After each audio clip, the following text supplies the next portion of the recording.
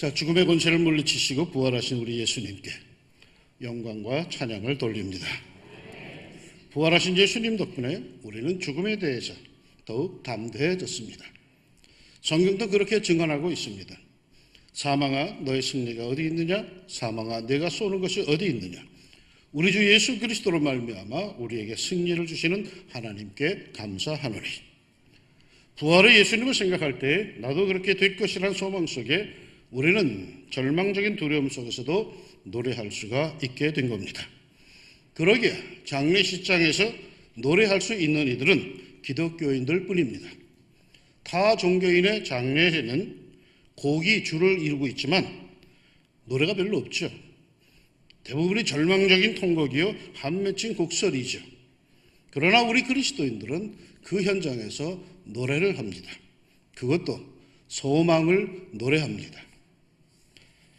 예수님이 부활생명 우리 안에 있는 한 우리에게는 어떤 경우에도 노래가 있습니다. 그리고 그 생명은 우리의 모든 것을 소생시키십니다. 예수님의 부활생명이 우리 안에 있는 한 우리의 절망은 반드시 소망이 될 것이며 우리의 실패는 반드시 성공이 될 것입니다. 우리의 지금의 고난은 행복으로 다름질 치게 될 것입니다.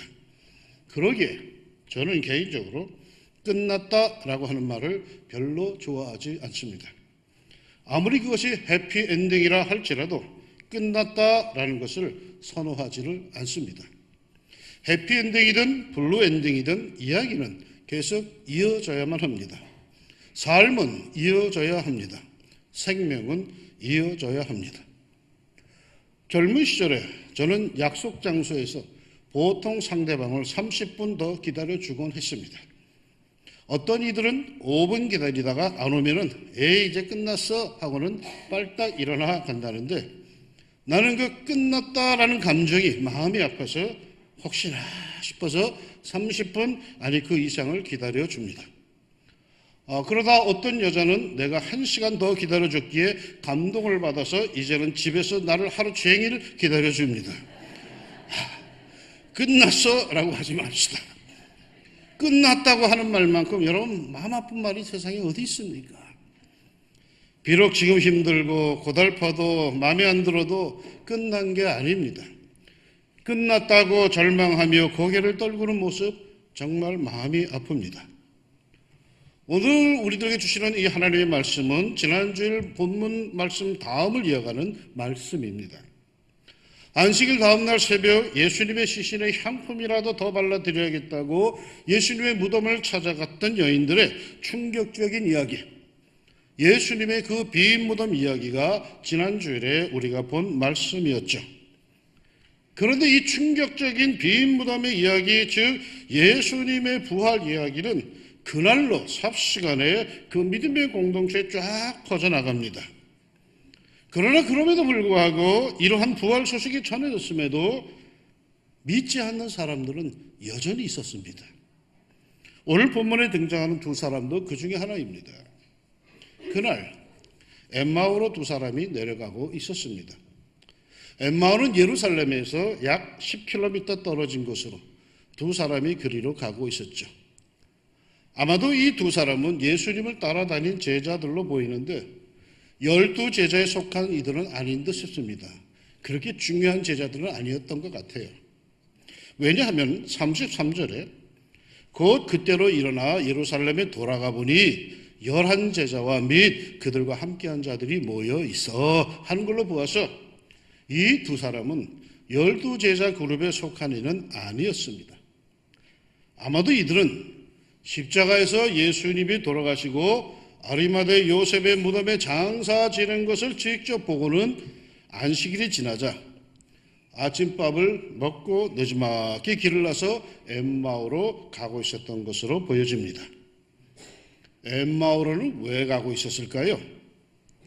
내용을 보니까 그곳에 그들의 집이 있었던 것으로 보아서 집으로, 고향으로 가고 있었던 것 같습니다. 즉 낙향하는 사람들이었습니다. 뜻을 품고 집을 나섰다.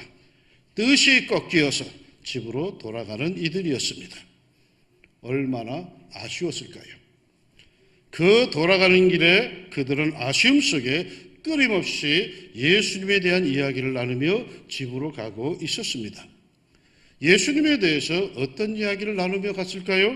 14절, 이 모든 된 일을 서로 이야기하더라.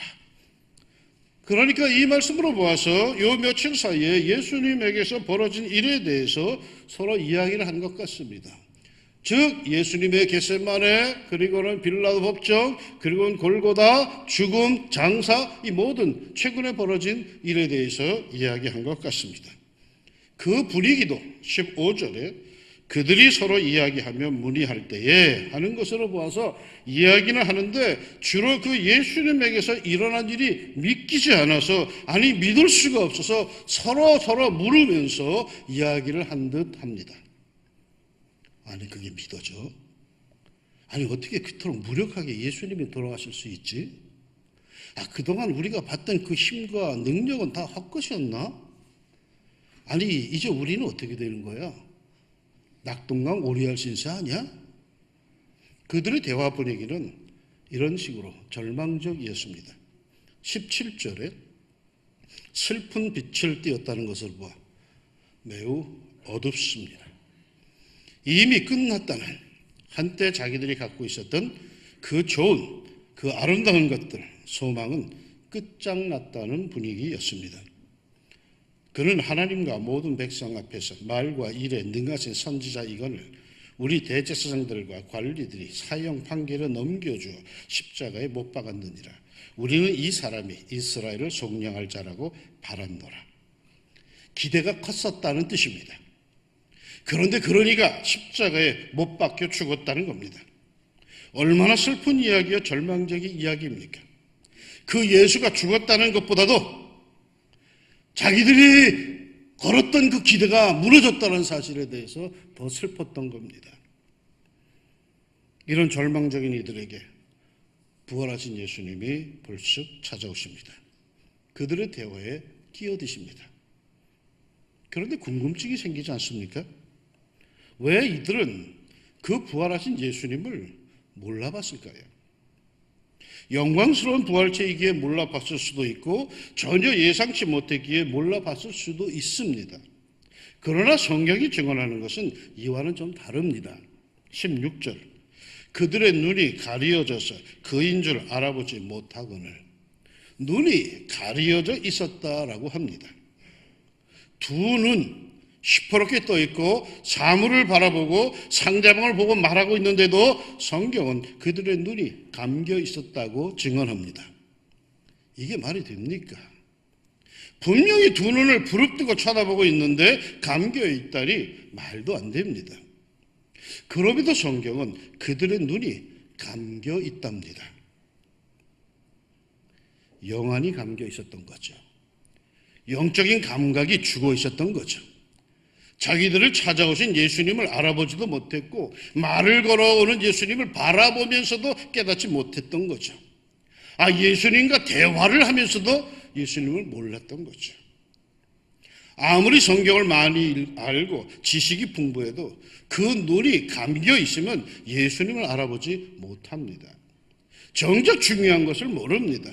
쓸데없는 것에나 신경 쓰고 정작 신경 써야 할 하늘의 역사에 대해서는 맹인에 가깝습니다. 이 눈이 뭡니까? 영적인 감각입니다. 그야말로 영감 말이야. 나이든 과부와 무능한 목사의 공통점은 영감이 없는 거랍니다. 그럴 거예요. 우리에게 영감이 없으면 아무리 증거가 많고 증인이 둘러쳐 있어도, 아니 진실을 대하고 있어도 아무것도 모릅니다. 감각이 있어야 돼. 촉이 있어야 돼.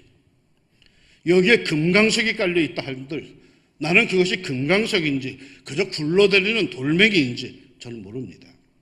거기에 대한 감각이 없기 때문이죠.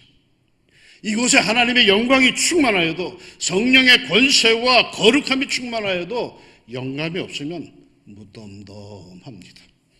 남들은 다 감격하는데 왜 나는 밋밋합니까? 눈이 감겨 있습니다. 영적 감각을 가져야 합니다. 성도는 말이죠, 영적인 사람이죠. 육적인 사람을 성도라고 하지 않습니다.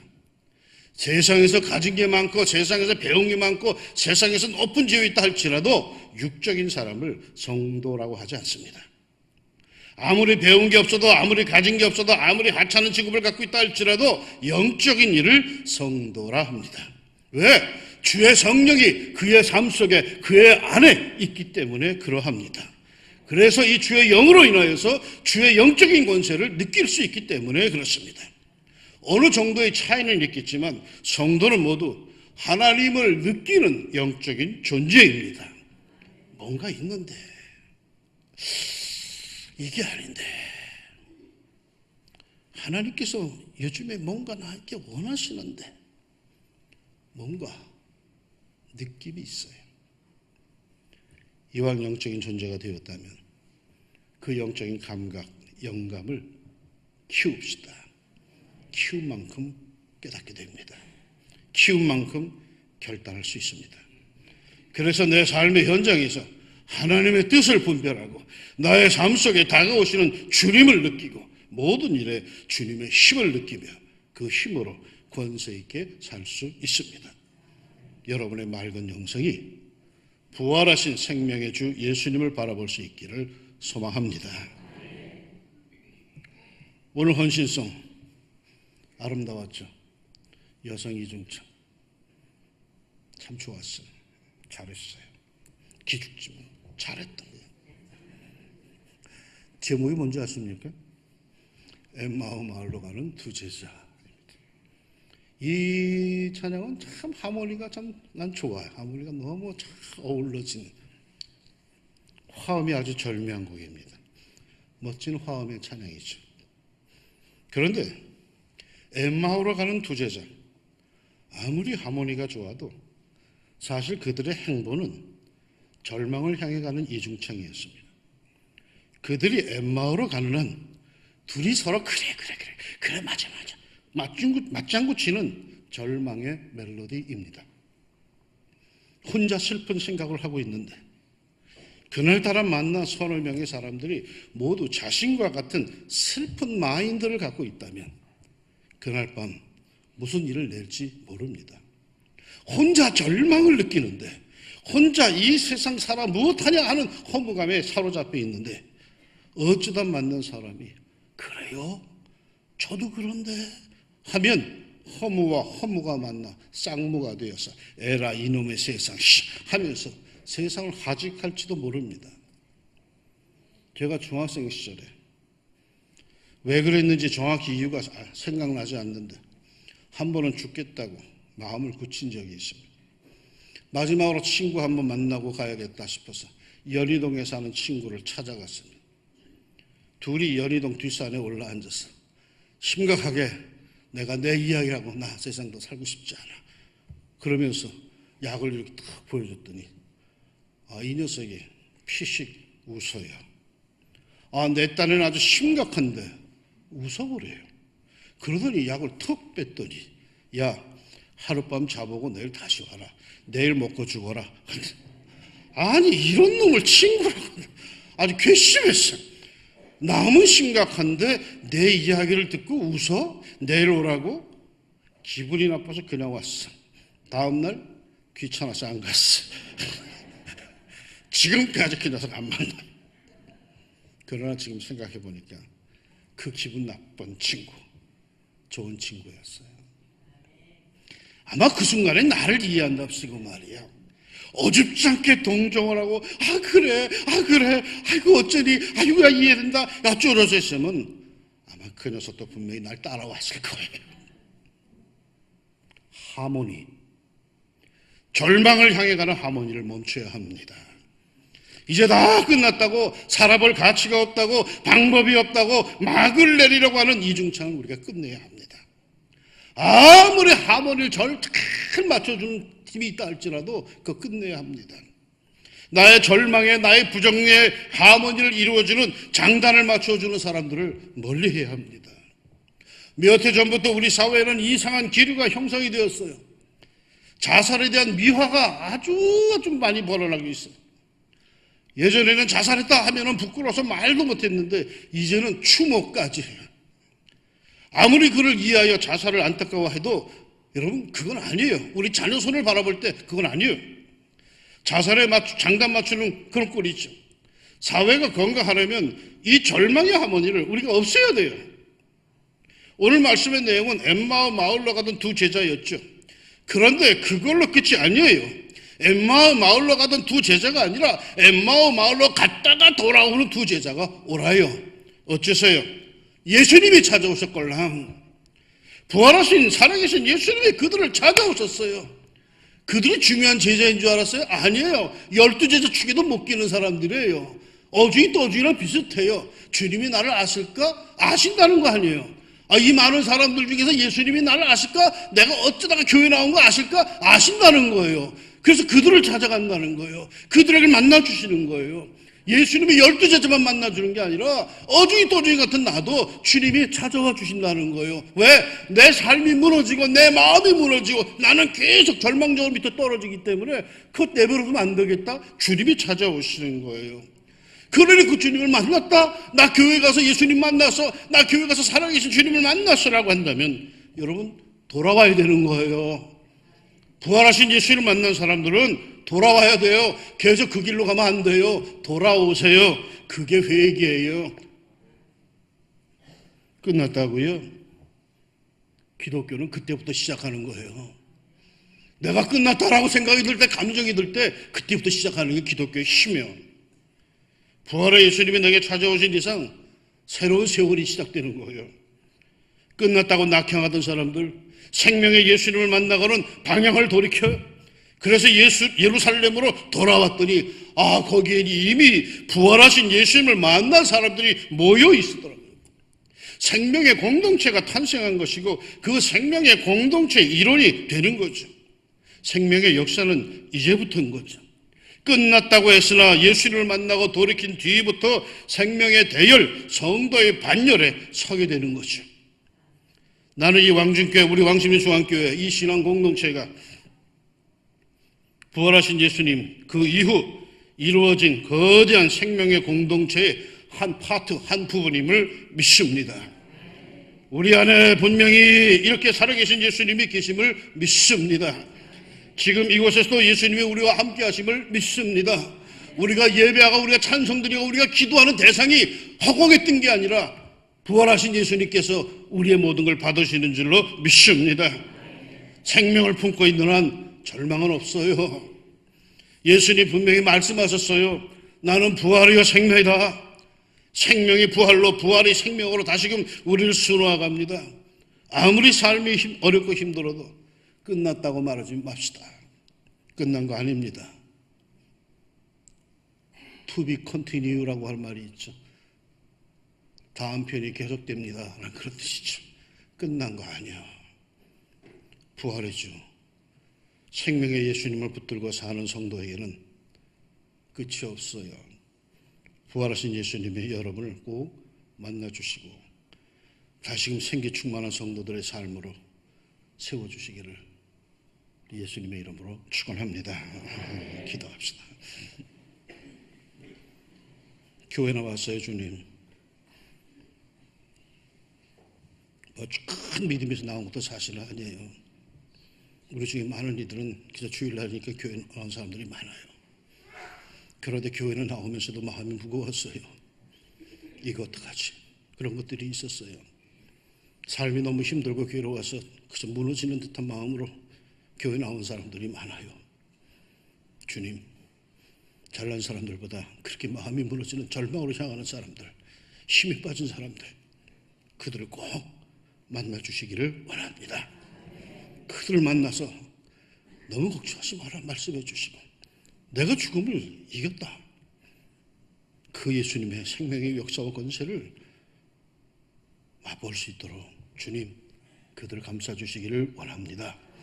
지금도 하나님 눈 감고 머리 숙인 이들인데 이들 중에는 분명히 엠마오로 가던 낙심해서 떨어지는 사람도 있었을 겁니다. 주님 만나주시고요. 그들이 주님을 볼 수 있는 영적인 감각을 회복시켜 주시고요. 그리고는 주님이 나를 돌아보시고 내 인생, 내 삶을 돌아보신다라고 확신하며 주님 돌이킬 수 있게 하여 주시자. 성도의 반열에 부활하신 주를 만나서 기쁨으로 함께 예배하는 이 교제 안에, 성도의 교제 안에, 이 왕중교회 안에 들어오게 하여 주시옵소서. 그래야 우리가 모일 때마다 주님이 살아계심을 노래하며 서로 힘을 얻고 이 세상을 이길 수 있는 주의 백성들 되게 하여 주옵소서. 예수님의 이름으로 기도합니다. 아멘.